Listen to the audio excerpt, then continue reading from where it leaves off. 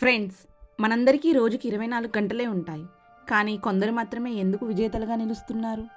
కొందరు మాత్రమే ఎందుకు అనుకున్నది సాధిస్తున్నారు? దీనికి కారణం టాలెంట్ కాదు, టైం మేనేజ్మెంట్. గడిచిన కాలం తిరిగి రాదు, అది మనందరికీ తెలుసు. కానీ ఆ సమయాన్ని ఎలా వాడాలో ఒక చిన్న కథ ద్వారా ఈరోజు మనం తెలుసుకుందాం. Hi, welcome to inner peace Telugu. ఒకానొక కాలంలో ఒక మహారాజు ఉండేవారు. ఆయన దగ్గర పనిచేసే 4 వ్యక్తుల్ని పిలిచి ఒక అద్భుతమైన అవకాశం ఇచ్చారు. ఒక్కొక్కరికి ఒక్కొక్క ఖాళీ సంచి ఇచ్చి ఇలా చెప్పారు: రేపు సూర్యోదయం నుండి సూర్యాస్తమయం వరకు మీకు సమయం ఇస్తున్నాను. మీరు ఈ అడవిలో ఎక్కడైనా తిరగవచ్చు. మీరు వేసే ప్రతి అడుగుకు మీకు ఒక బంగారు నాణం దొరుకుతుంది.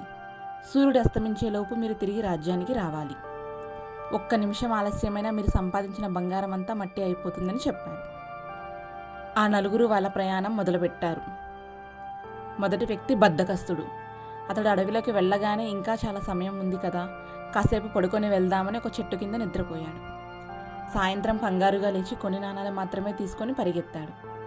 రెండవ వ్యక్తి పరధ్యానం. ఇతను అడవి అందాలకి ముగ్ధులైపోయాడు. పక్షుల పాటలు వింటూ, పువ్వుల్ని చూస్తూ సమయాన్ని వృధా చేశాడు.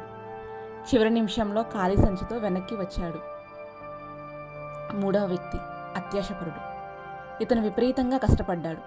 సంచి నిండా బంగారం నింపుకున్నాడు. ఇంకా కావాలనే ఆశతో చాలా దూరం వెళ్ళిపోయాడు. కానీ తిరిగి వచ్చేలోపే చీకటి పడిపోయింది. రాజభవనం తలుపులు మూసుకుపోయాయి. అతడు కష్టపడి సంపాదించిన బంగారం అంతా మట్టిగా మారిపోయింది. నాలుగవ వ్యక్తి. ఇతను వివేకవంతుడు. ఇతను ఎక్కడా ఆగలేదు. సమయం విలువ తెలుసుకొని చకచకా బంగారాన్ని సేకరించాడు. సూర్యాస్తమయానికి ముందే రాజభవనం చేరుకున్నాడు. ఆ బంగారంతో అతను రాజ్యంలోనే అత్యంత ధనవంతుడయ్యాడు.